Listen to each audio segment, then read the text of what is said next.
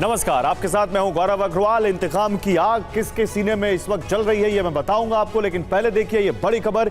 Iran पर हमलों के बाद अरब में युद्ध के नए चरण के संकेत मिल रहे हैं। इजरायल ने 100 विमानों से ईरान को दहलाकर अपना बदला तो पूरा कर लिया, लेकिन अब बारी ईरान की है और तेहरान में से जो खुफिया इनपुट्स मिल रहे हैं उससे महाविनाश की आहट की आशंका है। दावा है कि खामनेई ने इजरायल से प्रतिशोध का प्रण लिया है। सवाल यह है कि अगर तेहरान ने फिर गलती की तो नेतन्याहू का क्या जवाब होगा। और इस वक्त की बड़ी खबर वॉर जोन से आ रही है। अभी अभी हिजबुल्लाह ने इजरायल पर भीषण बमबारी की है।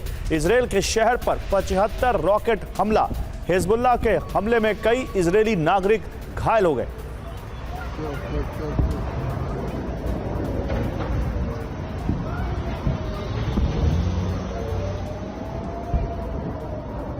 तो ये रॉकेट अटैक की जो तस्वीरें आप देख रहे हैं, जो ये वेव्स बनती हुई आप देख रहे हैं आसमान में, ये रॉकेट का जो स्मोक है वो दिख रहा है आपको। और ये जो है ये हिजबुल्लाह की तरफ से रॉकेट्स आए हैं जो इजरायल के शहर पर गिरे हैं। 75 रॉकेट इजरायल की तरफ हिजबुल्लाह ने दागे हैं। कुछ हैं जिनको आप देख सकते हैं आसमान में ही आयरन डोम ब्लास्ट करता हुआ, उनको वहीं पर बेअसर करता हुआ, लेकिन कुछ हैं जो गिरे हैं जिनसे नागरिकों के घायल होने की खबरें भी आई हैं।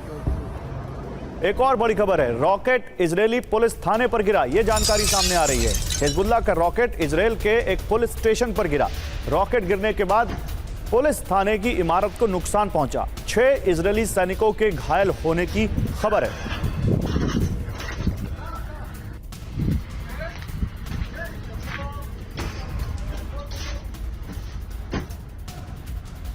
और उत्तरी इजरायल पर हिजबुल्लाह का हमला, इजरायली इंटरसेप्टर से हमले को नाकाम किया। इंटरसेप्टर से दागी ताबड़तोड़ मिसाइलें। तो वही मैं जो आपको कह रहा था कि बहुत सारे ऐसे रॉकेट्स हैं जिनको इंटरसेप्ट करके इजरायल ने हमले को नाकाम किया है। ये उसकी तस्वीरें भी हम आपको दिखा रहे हैं।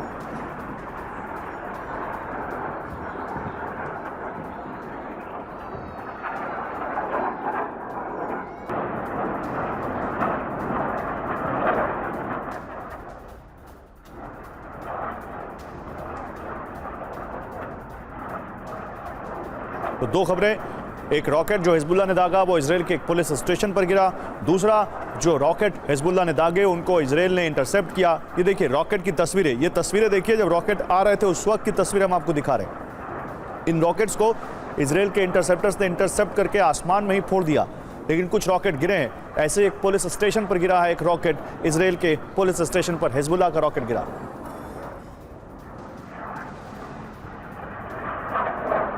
और हिजबुल्लाह कमांडर इस्लाम ओदे मारा गया। इजरायली सेना ने उसको ढेर किया। आईडीएफ ने उसको मारने का वीडियो भी जारी किया है। तो हिजबुल्लाह का कमांडर इस्लाम ओदे मारा गया, इजरायल की सेना ने उसको ढेर किया है और आईडीएफ ने वीडियो जारी करके ये जानकारी दी है।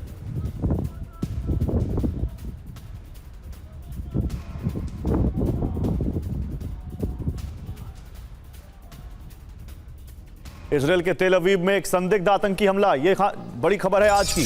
बेकाबू ट्रक ने बस स्टॉप पर खड़े लोगों को कुचल दिया। ट्रक उस वक्त जब ट्रक लोगों पर चढ़ाने की कोशिश की इस हमलावर ने, उसमें 50 लोग घायल हो गए। 6 की हालत गंभीर बताई जा रही है। पुलिस ने ट्रक ड्राइवर को ऑन स्पॉट मार गिराया।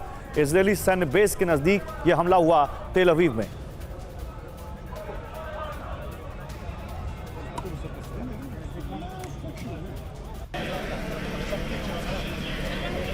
और इजरायल के हमलों पर ईरान का दावा, ईरानी एयर स्पेस में नहीं घुसे इजरायली विमान। इराक के एयर स्पेस से हुआ मिसाइल अटैक।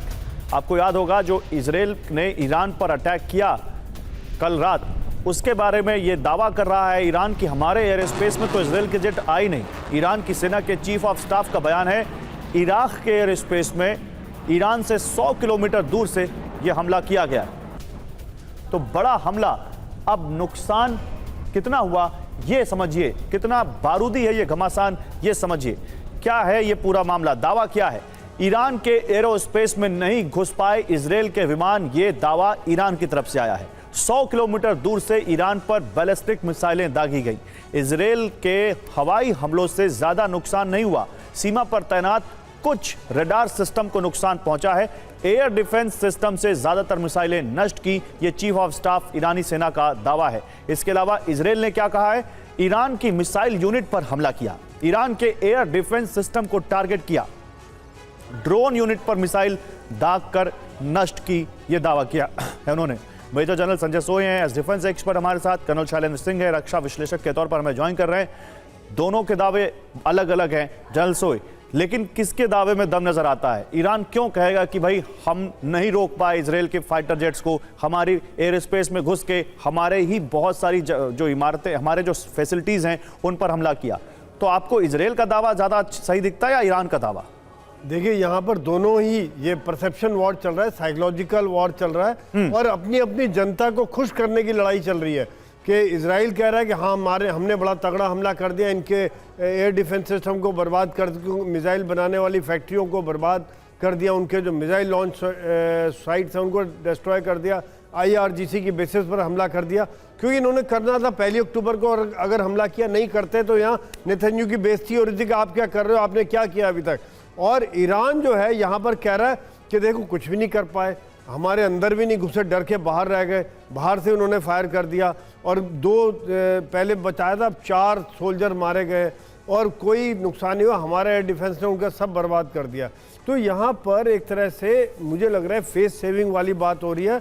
और ईरान यहाँ पर जो बॉडी लैंग्वेज जो आ रही है, जो भाषा निकल के आ रही है, हालांकि वो कह रहे हैं कि हम अपना बदला लेने का हक हमें है, लेकिन जो भाषा निकल के आ रही है उससे ये है कि शायद ईरान अब डायरेक्ट हमला इजराइल के ऊपर ना करे, क्योंकि अगर जिस तरह की ये पिक्चर बिल्डअप हो रही है अखबारों में, उनके टीवी चैनल्स में और जगह जगह खबर फैलाई जा रही है, वो कंट्रोल में तो है ही उनके सब, तो उसके द्वारा जनता को लग रहा है कि कुछ नहीं हुआ। और वाकई में अगर देखिए तो कई जो तेहरान और उसके आसपास के इलाकों में किया गया था धमाके, और जैसा मुझे पता चला है कि अगले दिन तेहरान के बाजार पूरे भरे हुए थे, सब कुछ आम जिंदगी चल रही थी।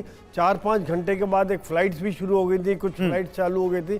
तो ये सब देखते हुए उन्होंने अपनी तरफ से नॉर्मल बता दिया कि कुछ नहीं हुआ। एक अपना हाथ में रखिए बात कि हम शायद हमला ना करें तो हमें एक तरह से ये शांति वाली बात हो सकती है। तो डायरेक्ट अटैक नहीं करेगा, प्रॉक्सीज के द्वारा कुछ करेगा, वो कर रहा है। अभी भी हम देख रहे हैं जिस प्रकार से हमले हो रहे हैं, चाहे वो हिजबुल्लाह के द्वारा हो या हूथी के द्वारा हो, सही बात है, वो जारी रखेगा, लेकिन शायद अभी डायरेक्ट अटैक ईरान नहीं करेगा।